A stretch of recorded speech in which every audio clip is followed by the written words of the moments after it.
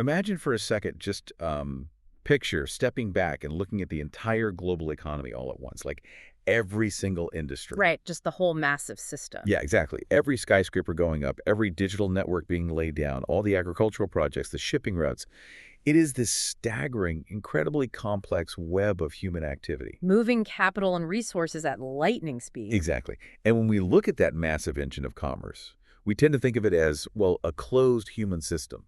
Like, we built it, we run it, we power it. But that is a huge misconception. It really is. Yeah. Because according to the World Economic Forum, more than half of that total global GDP, we're talking about over $44 trillion here, is moderately or highly dependent on nature. Which is just a mind-bending number when you really sit with it. $44 trillion.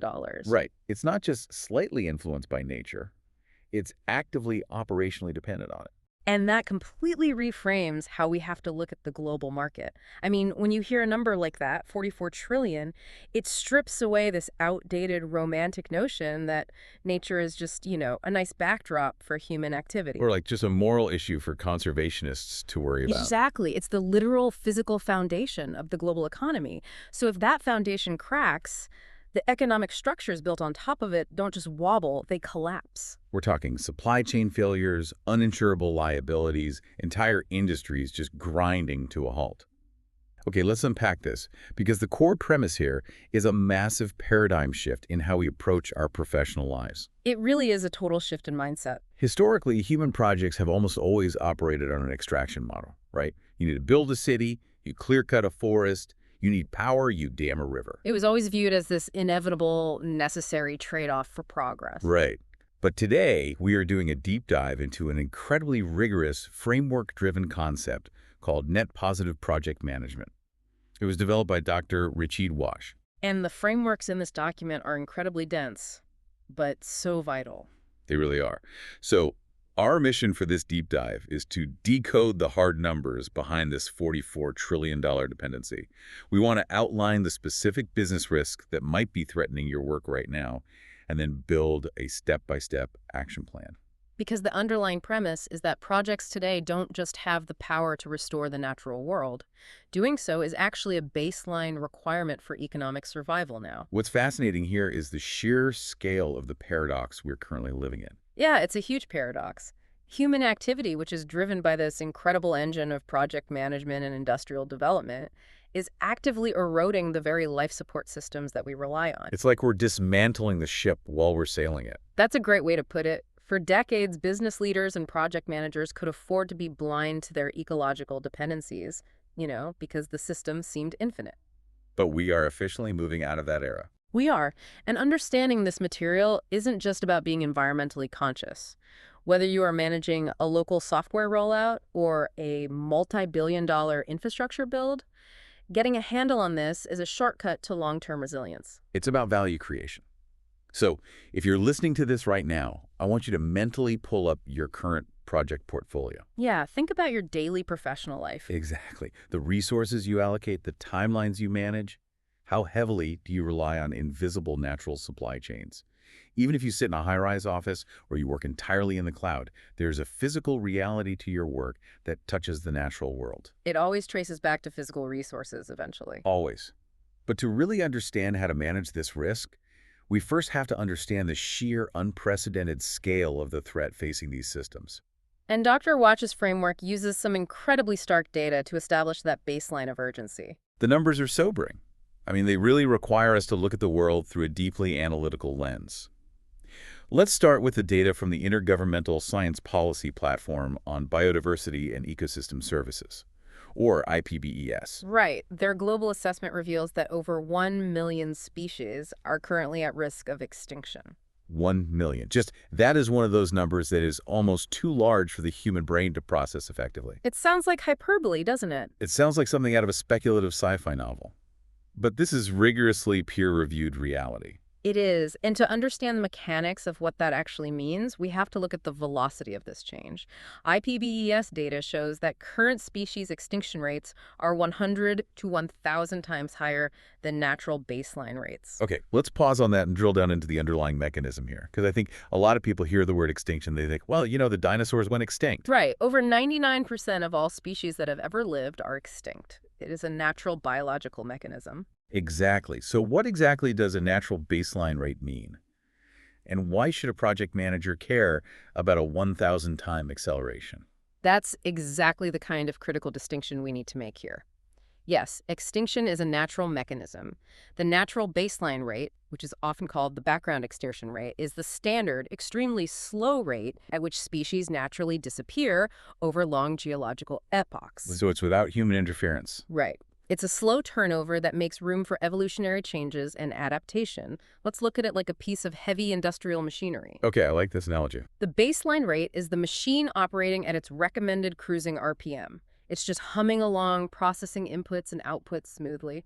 What this data is telling us is that human activity has pushed the throttle 1,000 times past the red line. Wow. And if you run a multi-million-dollar factory machine 1,000 times past its red line, you aren't just operating fast, you are melting the internal components. Exactly. You are literally tearing the machine apart from the inside out. Shareholders would panic. Operations would be shut down immediately to prevent a catastrophic explosion. Precisely. And biological systems do not have time to adapt, evolve, or recover from that level of systemic shock. Which leads directly to the next data point, right? Right. 75% of land-based environments have been significantly altered by humans. 3/4 of the Earth's terrestrial surface is no longer in its natural state. We have fundamentally re-engineered the surface of the planet. If we think about the globe as a massive portfolio of physical assets, we have essentially liquidated or heavily modified 75% of our primary real estate. That is exactly what we've done. That means all of the incredible diversity of life on land is being squeezed into the remaining 25%, which is getting increasingly fragmented. But the statistic that really forces this out of the abstract and into immediate reality is from the World Wildlife Fund. Right. They track monitored wildlife populations.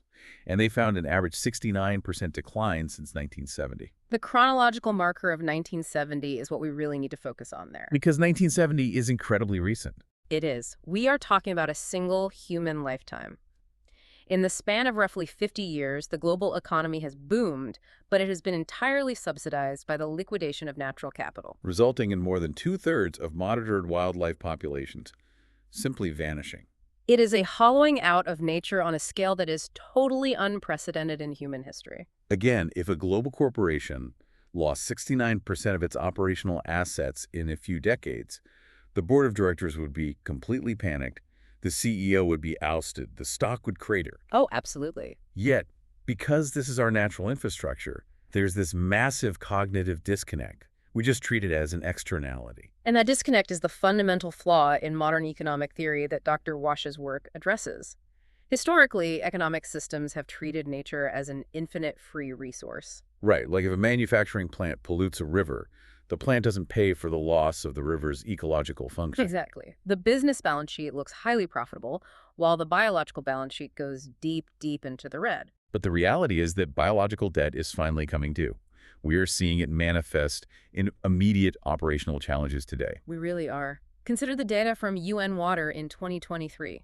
40% of the world's population is already experiencing water scarcity. And that is where the rubber meets the road for physical projects. This isn't a future projection for 2050. This is present day. 40% of the globe. If you are a project manager, you cannot mix concrete without vast amounts of water. You cannot run large-scale agricultural projects. You can't even cool the data centers that run our digital economy. When nearly half the planet is facing scarcity right now, that directly impacts supply chains, labor forces, and project viability today. It completely reframes the conversation. We have to stop talking about nature as just flora and fauna. We need to start talking about it as natural infrastructure. Exactly. And Dr. Ouache's framework gives us a highly specific, measurable vocabulary for this natural infrastructure. It uses a specific term for this ecosystem services. And breaking those down reveals exactly what businesses stand to lose if they continue to operate past that red line. The framework categorizes ecosystem services into 5 distinct pillars. Understanding these 5 pillars is the critical first step for any professional because it gives you the matrix to measure what was previously considered unmeasurable. So let's look at the foundational architecture here. The first pillar is provisioning services, right? Yes, this is the most tangible one. It includes the physical goods we extract from nature. So food, fresh water, raw materials like timber, minerals, and even genetic resources used in modern medicines. Okay, so provisioning services are the raw physical inputs of the economy. If you are building anything, you are relying on provisioning. Exactly, but you cannot have provisioning services without the second pillar, which is regulating services. What do those entail? These are the invisible, highly complex biological processes that keep the planet stable and habitable.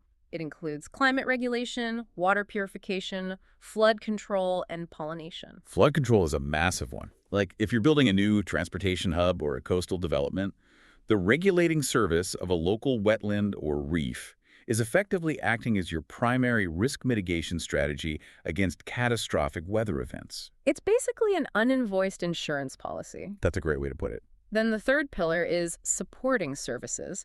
These are the deep underlying processes that allow all the other services to exist in the first place. We're talking about soil formation, nutrient cycling, habitat provision, and just the raw existence of biodiversity. So supporting services are like the biological operating system. Without nutrient cycling, you don't get soil. Without soil, you don't get timber or food, which means the provisioning services collapse. They are completely interdependent. That's a perfect synthesis. And what's the fourth one? The fourth pillar is often the most surprising to see in a hard-nosed business framework. It's cultural services. Here's where it gets really interesting. Yeah, this encompasses the non-material benefits people obtain from ecosystems recreation, spiritual value, and aesthetic inspiration. Because it would be very easy for a rigid, purely profit-driven project manager to focus entirely on raw materials and flood control and just completely write off aesthetic inspiration or spiritual value as irrelevant soft metrics. But they really aren't soft metrics. Why does a framework focused on net positive project management include cultural services as a critical, measurable dependency? Because stakeholder expectations and community relations are incredibly hard, highly volatile project variables. If a mining project clears a mountain that holds deep spiritual value to an indigenous community, Right. or a massive commercial development ruins the aesthetic and recreational value of a coastal town, that project is going to face immense social resistance. And that translates into aggressive legal challenges, permitting blocks, massive reputational damage. Exactly, and ultimately severe project delays and financial losses. You just cannot separate the social reality from the environmental reality. The loss of cultural services directly impacts the bottom line. That makes total sense. A boycott or a lawsuit shuts a project down just as effectively as a supply chain shortage. And what is the fifth pillar? The fifth is resilience services. This is the ecosystem's innate ability to buffer against massive shocks and stresses. Give me an example of that. A healthy mangrove forest, for instance, provides a resilience service by physically absorbing the kinetic energy of a hurricane storm surge. It protects the human infrastructure built behind it. Okay, let's take a step back and look at these 5 pillars. Provisioning, regulating, supporting, cultural, and resilience. I want to build an analogy here to ground this for our listeners who are navigating complex corporate environments. I love a good analogy. Think of these ecosystem services as the IT department of a massive multinational corporation. When things are running smoothly, you barely notice the IT team. True. The servers are humming in the basement, the firewall is holding off attacks, the Wi-Fi is routing millions of data packets perfectly. You just assume it will always work. That's climate regulation, pollination, and water filtration happening in the background. Right, but the absolute second those servers go down. Yes, the second the regulating services fail, the entire company grinds to an absolute halt. You can't send an email, you can't process a payment, operations freeze. Without these natural services, the global economic engine simply stops. And what's crucial to understand is that you can't just pick and choose which servers to keep online. They operate as a unified architecture. Exactly. Dr. Ouache's framework distills this into a core principle. Protecting these systems isn't corporate philanthropy. It is a strategic imperative for sustainable, resilient, and successful project outcomes. Let's explore the financial mechanism of that strategic imperative. What happens when a region loses its regulating services? Say a municipality allows widespread, unregulated deforestation and wetland destruction to clear land for rapid industrial development. Well, it creates a massive hidden economic liability. By destroying those wetlands, they have effectively dismantled nature's free flood control and water filtration systems. Right. Suddenly, the local government and all the private projects operating in that region are forced to design, fund, and build multi-billion-dollar artificial infrastructure. Because the natural sponge is gone. Exactly. They have to pour miles of concrete storm drains, build massive levees, construct chemical water treatment plants, just to perform the exact same function that the ecosystem was previously doing for free. The capital expenditure required to replace lost natural infrastructure is just astronomical. And frankly, artificial infrastructure rarely performs as dynamically or resiliently as the natural systems it replaces. You aren't just losing a nice view, you are taking on a massive new capital expenditure just to maintain a fragile status quo. So if these 5 pillars are the biological IT department keeping our global projects running, what exactly is causing the servers to crash? We have to look at the primary failure points. The framework provides a very clear diagnostic on this. It identifies 6 main drivers of biodiversity loss. And if we want to move toward net positive management, we have to deeply analyze these primary failure points. What are the 6 drivers? They are land use change and habitat destruction, overexploitation of species, pollution, which includes air, water, soil, plastics, and industrial chemicals. Okay, that's 3. Then there's climate change, invasive alien species, and unsustainable production and consumption. Let's dig into the specific, real-world data behind these drivers because the scale of the failure points is alarming. The source cites the Ramsar Convention on Wetlands, noting that since pre-industrial times, 85% of global wetlands have been lost. And if we map that 85% loss back to our 5 pillars, we see a catastrophic failure of resilient services. Because wetlands act as giant natural sponges, right? Exactly. Their entire biological function is to absorb excess rainfall and slowly release it, buffering against flooding. When human development paves over 85% of them, which is driven directly by that first driver, land use change, we completely remove that buffer. And that is exactly why we are seeing unprecedented billion-dollar flooding events devastating urban infrastructure globally right now. The natural shock absorbers have been stripped away. It's a direct causal link, and the data gets even more severe when we look at the oceans. The framework highlights that 33% of reef-building corals are at high risk of extinction. 1/3 of all reef-building corals globally. It is a staggering figure when you analyze the sheer mechanical role corals play in the ocean. Corals are a keystone species. Their loss isn't just an aesthetic tragedy for scuba divers. Right. They construct the physical, three-dimensional habitat for roughly 1/4 of all marine life. So the death of a reef cascades into a massive loss of habitat provision, which is a foundational supporting service, And when the habitat dissolves, the fish populations collapse. which results in a catastrophic loss of provisioning services for the hundreds of millions of people globally who rely on reef fisheries for their primary protein and economic livelihood. It's a biological domino effect that triggers an economic crisis. Exactly. If we connect this to the bigger picture, what's crucial for project managers to understand is that these 6 drivers do not operate in silos. They compound each other. Yes, they are deeply entangled in feedback loops. Let's look at the driver of unsustainable production. That behavior directly drives industrial pollution and fuels climate change. And climate change warms the ocean waters, which triggers coral bleaching and death. Right. It also alters global weather patterns, which makes it easier for invasive alien species to migrate and thrive in new environments where they outcompete native life. It is a vicious, self-reinforcing cycle of biological degradation. Let's bring this directly to the listener's desk.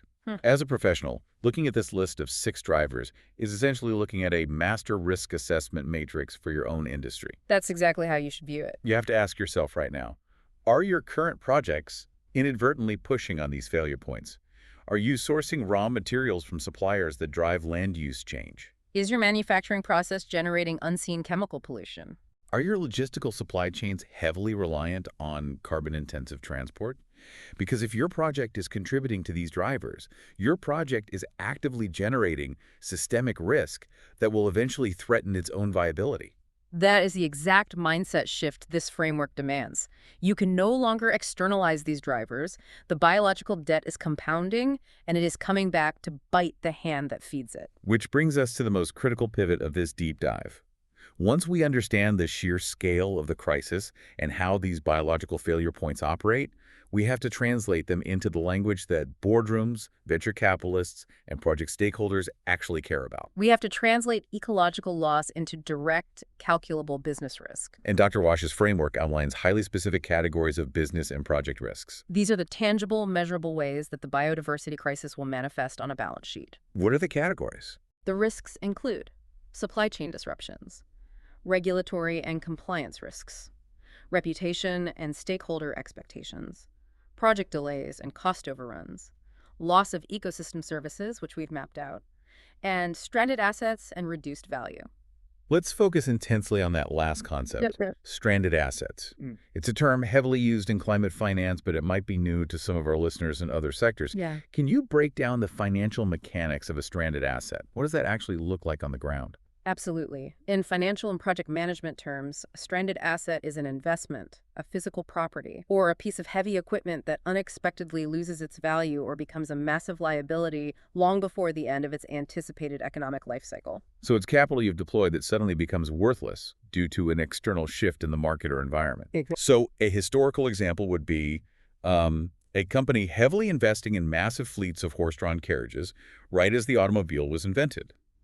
Or a coal-fired power plant built just before a government mandates strict carbon taxes, making it economically unviable to operate. The asset is suddenly stranded. That's a perfect historical comparison.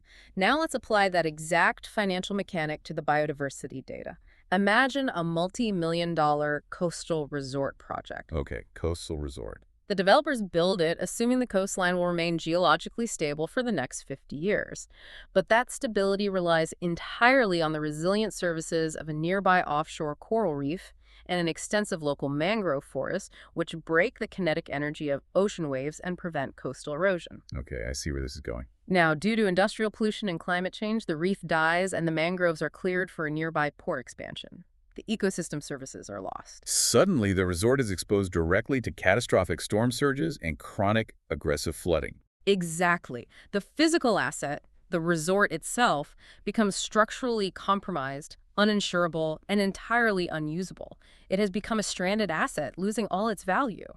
Not because the concrete was poured incorrectly or the marketing was bad. No, but because the biological infrastructure supporting it collapsed. That is a chilling scenario for any real estate developer, urban planner, or infrastructure fund manager.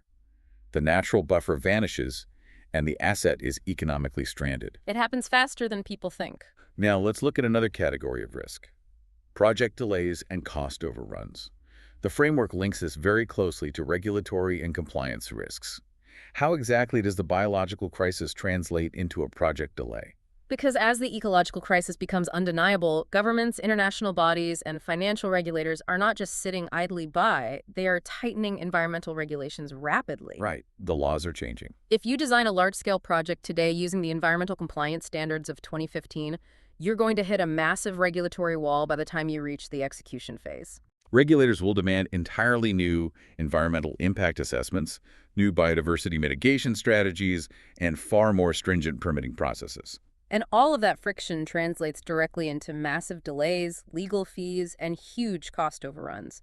Projects that don't account for this proactively are essentially walking blindfolded into a regulatory minefield. I want to push back on this a bit because I think it's easy for certain professionals to feel insulated from this. How so? Well, a listener might be thinking, okay, I understand this if I'm building a coastal resort or running a copper mine, but I manage digital supply chains. I oversee software deployment for a fintech company based in a downtown office in Chicago or London. How does the loss of a wetland or a coral reef cause a supply chain disruption for me? Surely the digital economy is insulated. It's a very common assumption, but it fundamentally misunderstands the deep physical interconnectedness of the modern global economy. Because of that $44 trillion dependency. Exactly. That absolutely includes the digital economy. Let's look at those provisioning services again, specifically freshwater. We established that 40% of the world is facing water scarcity. Right. You might work in a downtown office managing software, but that software relies entirely on massive hyperscale data centers. Those data centers generate immense heat and require phenomenal amounts of fresh water for their cooling systems. And in regions facing severe droughts, which are often exacerbated by the loss of local regulating services, governments are forced to ration water. If a data center cannot secure water, it must throttle its computing power or shut down entirely. Your digital supply chain is disrupted by a biological failure. That is a fascinating mechanical connection. The cloud is not actually in the cloud. It is heavily tethered to local water tables. Furthermore, consider the hardware. The advanced semiconductors that power every single server, smartphone, and electric vehicle require massive amounts of highly purified water and rare earth minerals to manufacture. We've already seen instances where severe droughts in manufacturing hubs like Taiwan have threatened global chip supplies, right? Yes. If the extraction of rare earth minerals is halted due to new biodiversity regulations, or if a drought shuts down a semiconductor fab, the entire tech supply chain freezes. So there is no industry, no matter how virtual or abstract it seems, that is truly insulated. The ripple effects of biological failure touch absolutely everything. That is a vital perspective. You cannot escape the physical, biological reality of the planet. The framework explicitly asserts that every project is part of the solution, and conversely, every project is part of the risk matrix. From an expert viewpoint, synthesizing all this data, what is the ultimate takeaway for project managers looking at these risks? The overarching viewpoint is that the global risk landscape is shifting so incredibly fast that ignoring biodiversity is fundamentally negligent project management. Just bad business. Exactly. The framework includes a golden rule for this new era. Acting now is more cost-effective than repairing damage later. If you wait for the supply chain shock, or the regulatory fine, or the stranded asset realization, you will pay orders of magnitude more than if you had integrated nature-positive design from day one. Which brings us to the practical application. It is one thing to talk about these risks in theoretical terms, but we need to see how they are managed on the ground. Yes, we need real-world examples. To prove that this isn't just theoretical doom and gloom, Dr. Ouache's framework provides a massive real-world case study of a project that faced these exact risks: habitat destruction, massive land use change, intense regulatory hurdles, and took proactive action to mitigate them. Yes, the text highlights the Belo Monte hydroelectric project in Brazil. This is an incredibly instructive case study because it deals with a mega project that is, by its very definition, highly disruptive to the natural environment. Let's set the narrative scene for the Belo Monte Dam. Building one of the largest hydroelectric facilities in the world is an incredibly violent process for the local geography. It really is. You are essentially terraforming a region of the Amazon basin. You are flooding vast areas of rainforest, fundamentally altering the hydrological flow of the Xingu River, disrupting the ancient migration patterns of numerous aquatic species, and displacing both immense amounts of wildlife and human communities. It is the ultimate textbook example of the land use change driver we discussed earlier. And yet, this net positive framework highlights Belo Monte as an in-practice success model for mitigation. How is that mechanically possible? What action did they actually take? The key action highlighted by the framework is that the Belo Monte project implemented one of the world's most extensive biodiversity offsetting programs. Let's break down the underlying mechanism of offsetting. It's a term that gets thrown around in corporate sustainability reports, but what does it actually look like in practice? Offsetting is a highly engineered biological mechanism used when a project absolutely cannot avoid causing ecological harm. Like when you absolutely have to flood a valley. Right. The principle is one of ecological accounting. If you must alter or degrade an environment in one location, like flooding that valley for a reservoir, you intentionally design, fund, and execute massive restoration and protection initiatives elsewhere to achieve a balanced, or ideally a net positive outcome for regional biodiversity overall. So it's essentially balancing the biological ledger. You make a withdrawal here, so you must make a massive deposit over there. Exactly.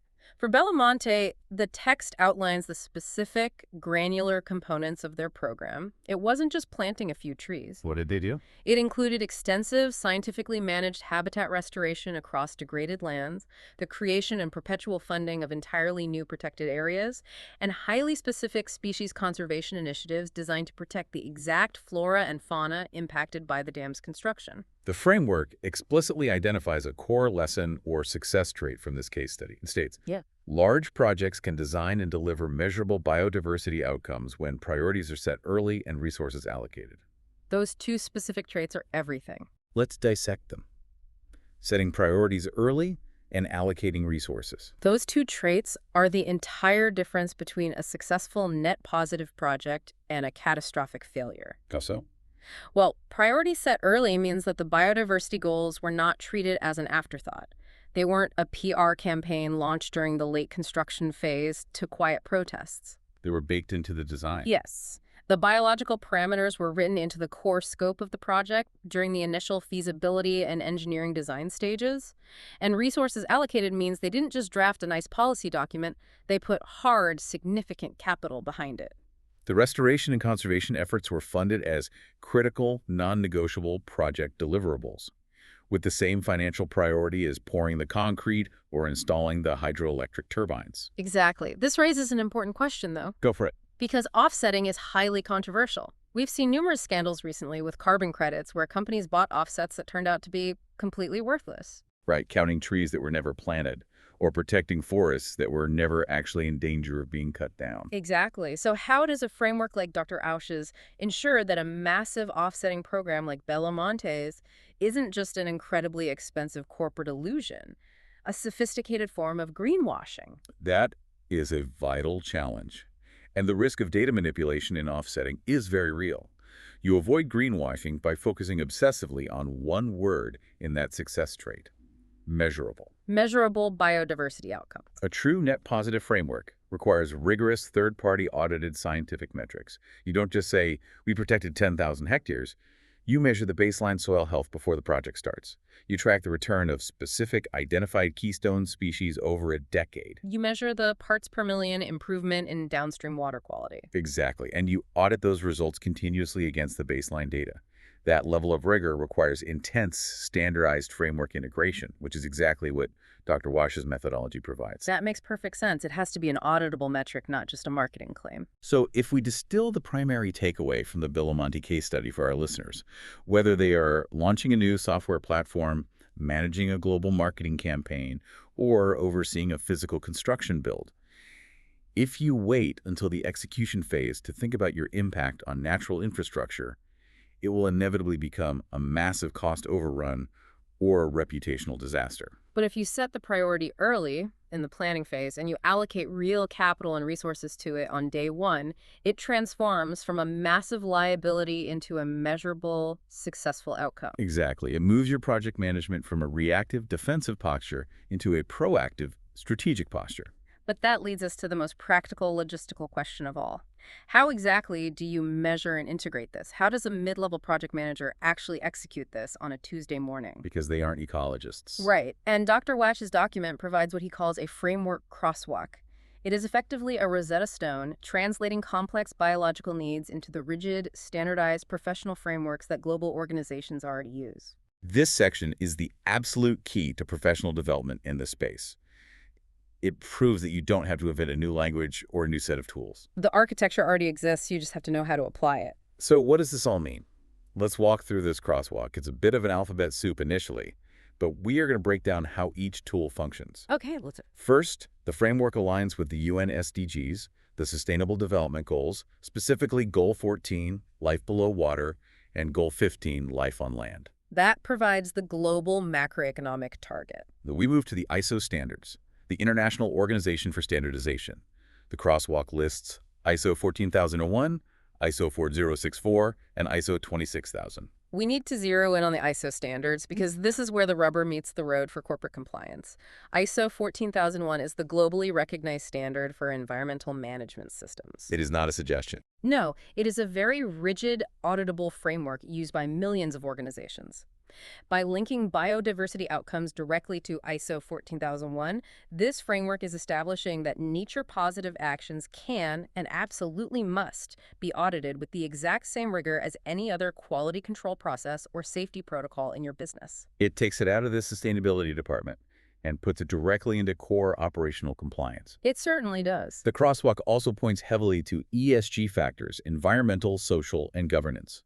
Specifically, highlighting the E in ESG, pointing to biodiversity and land use metrics. And this is incredibly relevant for modern capital markets. Car. ESG metrics are increasingly dictating how institutional investment capital flows globally. Right. Massive pension funds and asset managers want to see your ESG risk scores before they fund your project or buy your stock. If you are ignoring biodiversity dependencies, your E-score plummets, you are flagged as high risk, and your access to affordable capital dries up.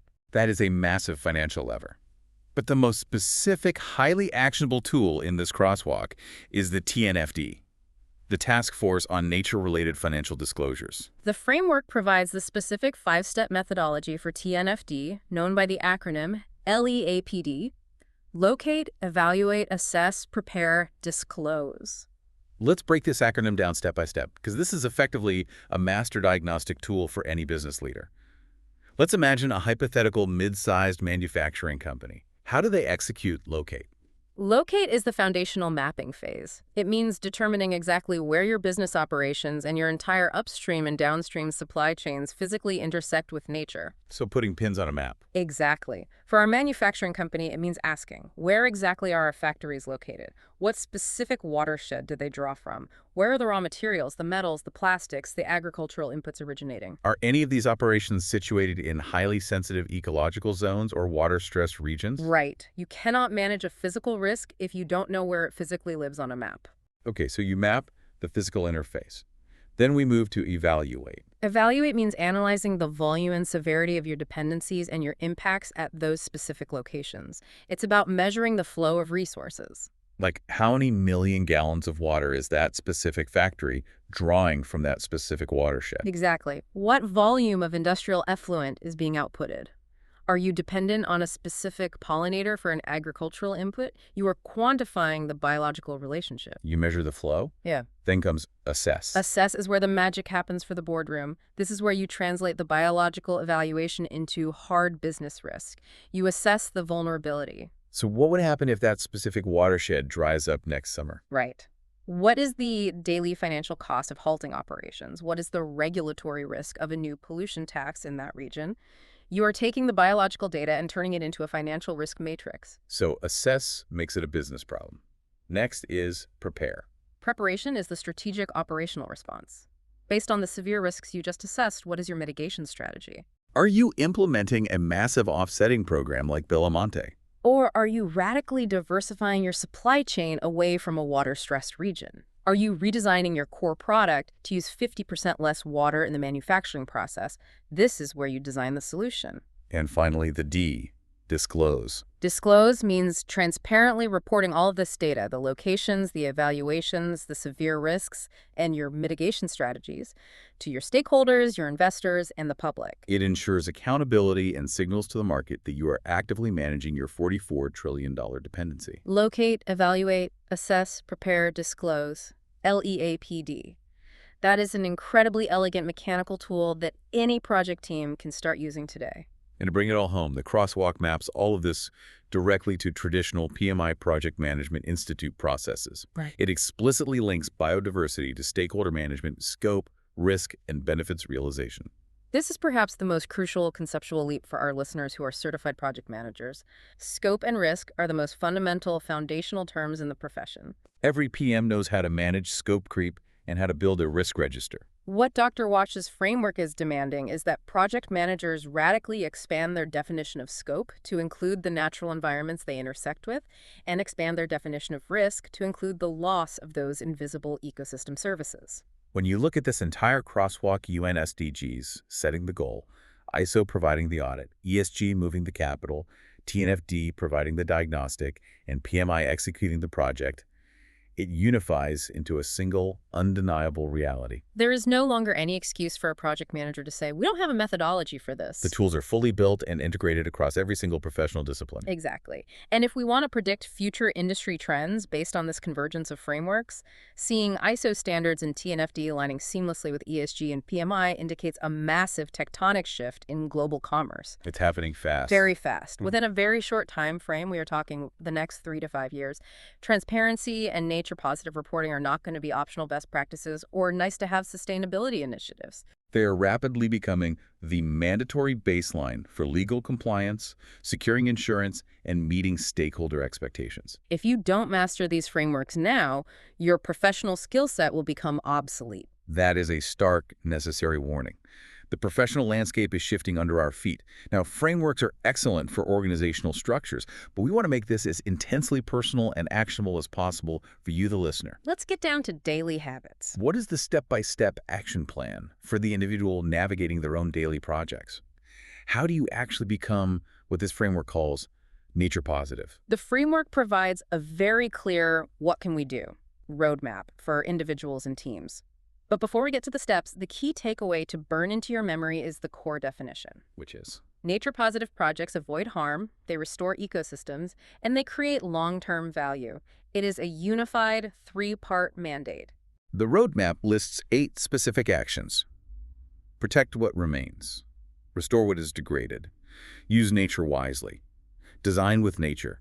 Collaborate across sectors. Measure impact. Report transparently.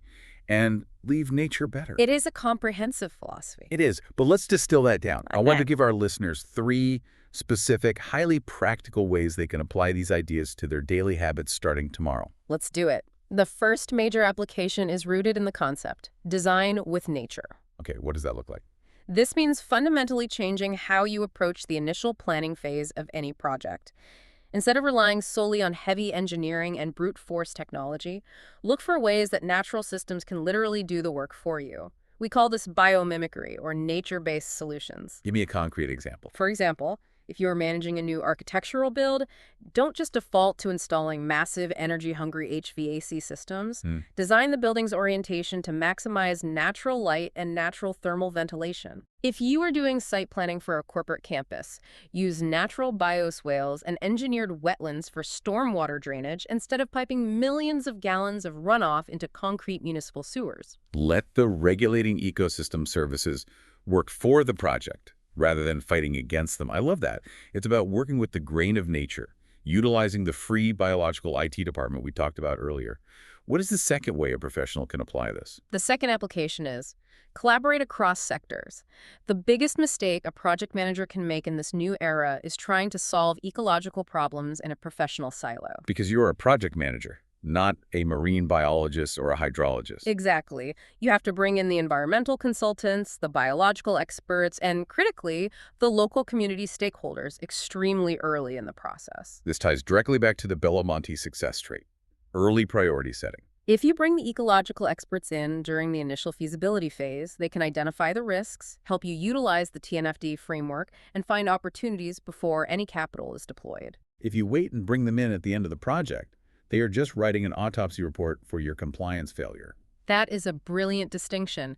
Don't let your environmental consultant be the coroner. Let them be the architect. Bring them in when the clay is still wet. And the third practical application. The third application encompasses measuring impact and reporting transparently. You have to become obsessed with biological data. Avoid the most common modern trap of making vague, glossy, green promises. Like slapping an eco-friendly label on a project without hard, auditable data to back it up. That is greenwashing, and it destroys trust instantly. Use the TNFD LEAPD framework to track your actual physical impact on water usage, carbon emissions, and habitat footprint. And then report it honestly to your stakeholders, even if the numbers aren't perfect yet. Transparency builds immense market trust. Hiding biological risk destroys it. Those are 3 incredibly strong, actionable pillars. Design with nature to utilize free services, collaborate with experts to avoid silos, and measure your impact with rigorous, auditable data. As we look at this transition toward net positive management, I want to identify the biggest trap. The trap to avoid. What is the most typical, catastrophic mistake that professionals need to avoid as they try to implement this? We touched on it briefly, but it bears repeating because it is the single most common point of failure. Waiting too long. Delay. Delay is the absolute enemy of nature-positive project management. The framework explicitly warns us, acting now is more cost-effective than repairing damage later. The critical mistake is viewing biodiversity integration as a phase 2 luxury, something you'll get around to once the core project is profitable. It has to be in the phase 1 critical path. It's like finding a small leak in the hull of a massive cargo ship and saying, we'll patch that up once we reach the other side of the ocean. It is fundamentally flawed logic because the leak is what will prevent you from reaching the destination in the first place. That's spot on. This brings us back to the core concept of Dr. Ouache's vital work, net positive project management. It is a profound, necessary shift in professional mindset. It's not just about minimizing the damage you do or achieving some theoretical net zero. It is about actively healing the biological systems that sustain our economy. It is about turning the immense $44 trillion machinery of human industry into a force for ecological regeneration. We have to move from being a parasite on the global ecosystem, extracting until the host dies, to becoming a symbiotic partner. And given the hard data we've reviewed today, the 1,000-time extinction acceleration, the 69% decline in wildlife, the 40% water scarcity, that transition is no longer an optional corporate initiative. It is the only viable economic path forward for human progress. We have covered an immense amount of ground in this deep dive. We started by confronting the shocking quantitative reality of the biodiversity crisis, recognizing that our global life support systems are being stressed far past their natural limits. We demystified those invisible ecosystem services that power our projects. From the fresh water that cools our digital infrastructure, to the regulating flood control that protects our coastal supply chains, we translated those biological drivers into hard, calculable business risks, learning how ignored environments rapidly become stranded assets. And most importantly, we explored the rigorous frameworks from TNFD to ISO to PMI that empower you to actually manage this risk. Using the Belamonte case study as proof that massive, measurable, net positive outcomes are entirely possible when you set the priority early and allocate the capital. We've taken the abstract, often overwhelming concept of the environmental crisis and grounded it in the very real, very urgent language of professional risk management and strategic opportunity. As we wrap up this deep dive, I want to direct your attention to the specific reflection question posed at the very end of Dr. Ouache's framework. It is a question you should take into your next team meeting, your next quarterly planning session, or your next strategic review. It's a vital question. The text asks, how can your projects move beyond no net loss to become nature positive and deliver a legacy of biodiversity for future generations? I want to leave you with a final thought to mull over regarding that challenge. Historically, the absolute pinnacle of project management success meant getting to zero. Zero delays on the Gantt chart, zero defects in the manufacturing process. And at best, zero environmental impact, what the industry called no net loss. The goal was simply to clean up your mess and leave things exactly as you found them. But based on the staggering biological deficits we've discussed today, zero is simply no longer good enough. We are too deep in the red. What if the new standard for professional excellence isn't just leaving no trace, but actually leaving the environment measurably richer, more resilient, and more vibrant than you found it? How does that fundamental shift in ambition change the way you write your very next project proposal? Thank you so much for joining us on this deep dive. Take these frameworks, take this sense of urgency, and take that final question into your work this week. Start building a nature-positive legacy. We'll catch you next time.